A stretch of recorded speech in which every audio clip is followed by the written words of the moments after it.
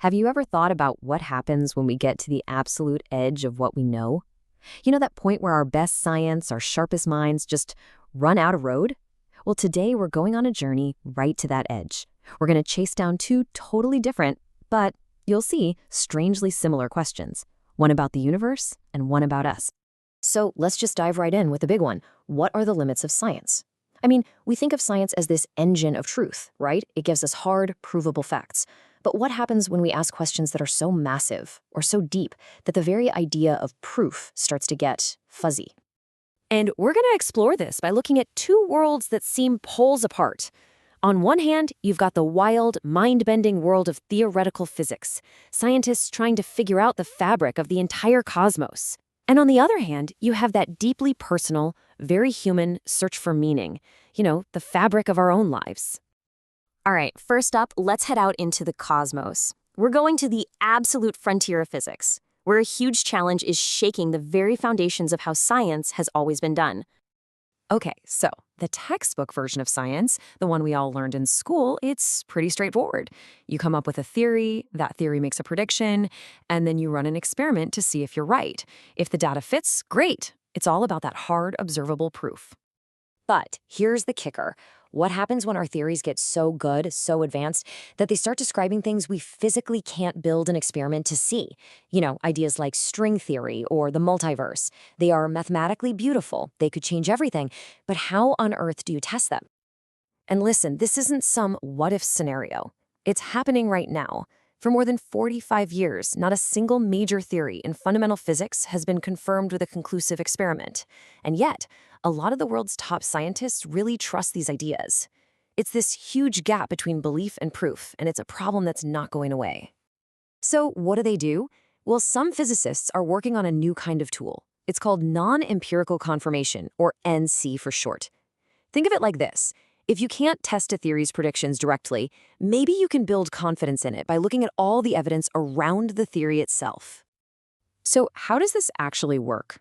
Well, NEC basically builds its case using three main arguments. First, the no alternatives argument. Have the smartest people in the world been looking for another explanation for decades and come up with nothing? Okay, that's a point in its favor. Second, the meta-inductive argument. Basically, does this new theory look and feel like other theories that have turned out to be right in the past? And third, and this one's my favorite, the unexpected explanation argument. Does the theory accidentally end up explaining some other mystery it wasn't even designed to solve? Because that's a really good sign you might be onto something. Now, it's really important to get this straight. This isn't just about a theory feeling nice or elegant. NEC is trying to be more objective than that. It's based on observable facts about the process of science itself. Like, you can actually document the fact that no one has found an alternative theory. It's an attempt to stay rigorous even when you can't run the final experiment.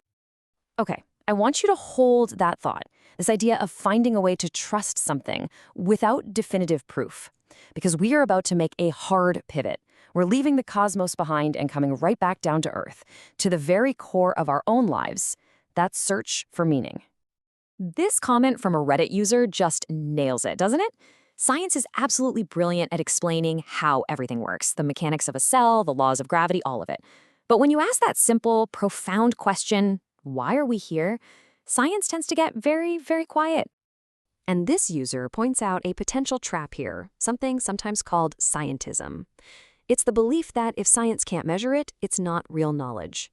And the argument is, if you go all in on that view, you might actually stop yourself from asking the very questions that lead to a meaningful life. But, of course, there is a powerful counter-argument.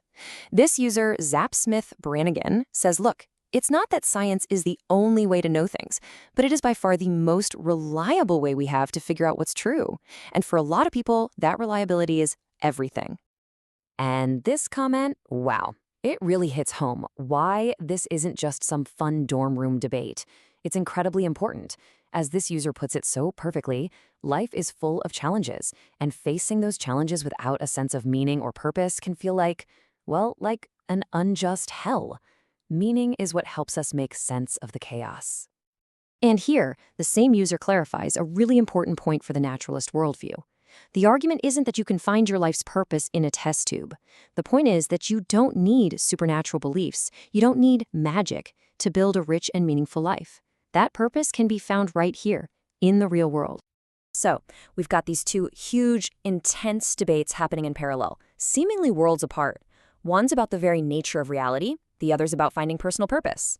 But what if they're actually the same kind of problem, just wearing different outfits? Let's bring it all together. And this, right here, is the key. This is the heart of the whole thing.